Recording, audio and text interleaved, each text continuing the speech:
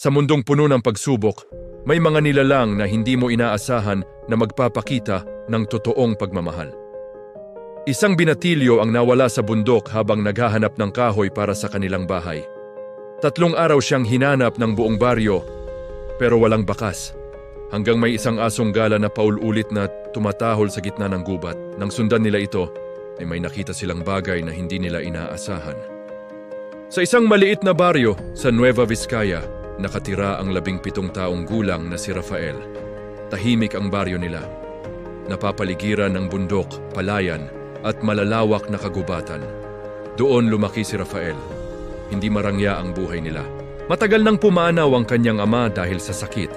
Kaya ang kanyang ina na si Aling Rosa na lamang ang nagtataguyod sa kanilang pamilya.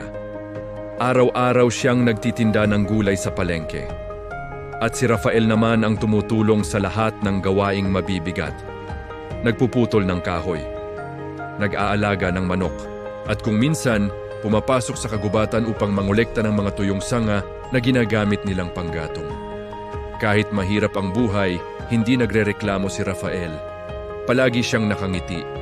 At kilala siya sa baryo bilang isang mabait at masipag na binatilyo. Isang hapon habang pauwi si Rafael mula sa bundok, may napansin siyang isang asong gala sa gilid ng daan. Payat, marumi, halos wala ng balahibo sa ibang bahagi ng katawan at tila matagal nang walang kumakausap dito. Karamihan sa mga tao sa baryo ay iniiwasan ang aso. May ilan pa nga na nagtataboy dito. Pero hindi si Rafael. Huminto siya. Binuksan niya ang kanyang bag at kinuha ang natitirang tinapay na baon niya. Lumapit siya sa aso. "Gutom ka ba?" tanong niya. Inilapag niya ang tinapay sa lupa. Dahan-dahang lumapit ang aso. Kinain ito. Pagkatapos ay tumingin ito kay Rafael. Tahimik. Pero parang may pasasalamat sa kanyang mga mata. Ngumiti si Rafael. "Mukhang kailangan mo ng kaibigan," sabi niya. Mula noon tuwing dumadaan si Rafael sa lugar na iyon, naroon ang aso. Unti-unti itong nasanay na sundan siya. Hindi man ito pumasok sa bahay nila Rafael, madalas itong nakikita sa paligid. Tinawag niya itong Kiko. Lumipas ang ilang linggo. Isang umaga, nagpaalam si Rafael sa kanyang ina. "Kukuha lang ako ng kahoy sa bundok," sabi niya. Ngunit hindi niya napansin na ang langit ay unti-unting dumidilim. Makapal ang ulap, malakas ang hangin. Habang nasa gitna siya ng kagubatan, biglang bumuhos ang napakalakas na ulan. Ang mga daan ay naging maputik. Ang maliit na sapa ay biglang lumaki. Nagmadali si Rafael pauwi. Pero sa isang matarik na bahagi ng bundok, nadulas siya. Bumagsak siya sa isang mababaw, ngunit matarik na bangin. Masakit ang pagkakahulog niya. Nasugatan ang kanyang paa. Hindi siya makatayo. Sinubukan niyang sumigaw. Tulong. Pero ang hangin at ulan lamang ang sumagot.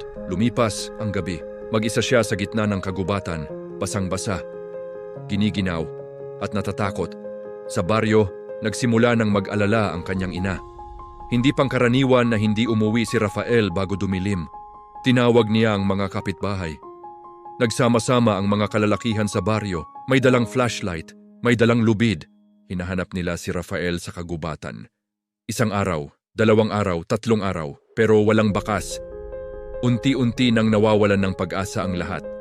Hanggang sa isang umaga, may isang kakaibang nangyari. Isang asong gala ang paul-ulit na tumatahol sa gilid ng kagubatan. Hindi ito tumitigil. Kahit paalisin ng mga tao, bumabalik ito. Parang may gustong ipakita.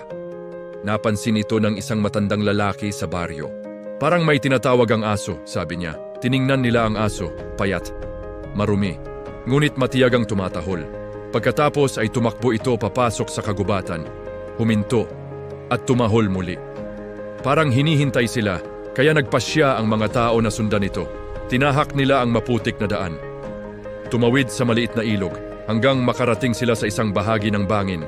Doon, may narinig silang mahinang boses. "Ang tulong." Napatingin sila sa ibaba at doon nila nakita si Rafael, mahina, pagod, sugatan. Pero buhay, mabilis nilang ibinaba ang lubid.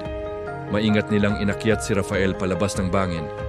Habang ginagawa nila iyon, napansin nila ang aso. Nakatayo ito sa gilid ng bangin, tahimik lamang, parang nagbabantay. Dinala si Rafael sa baryo. Inalagaan siya ng kanyang ina, nilinis ang kanyang sugat, pinainom ng gamot. Nang makalakas-lakas siya, may napansin siya sa labas ng bahay. May asong nakahiga sa ilalim ng puno, si Kiko. Lumapit si Rafael. Hinaplos ang ulo nito. Kiko, ikaw ba ang tumawag sa kanila? Parang naiintindihan ng aso ang sinabi niya. Kumawag ito ng buntot at inilapit ang ulo sa kamay ng binatilyo. Mula sa araw na iyon, hindi na umalis si Kiko sa bahay nila Rafael. Ang asong minsang tinulungan ng isang pirasong tinapay, ang siya namang nagligtas sa buhay ng binatilyo. At sa baryong iyon, may isang kwento na hindi kailanman nakalimutan. Ang kwento ng isang aso na hindi umuwi hanggat hindi niya naililigtas ang kanyang kaibigan. Ang kabutihan na ibinibigay natin kahit sa pinakamaliit na paraan ay maaaring bumalik sa atin sa oras na hindi natin inaasahan. Kung ikaw si Rafael, aalagaan mo rin ba ang isang asong gala na minsang nagligtas ng buhay mo?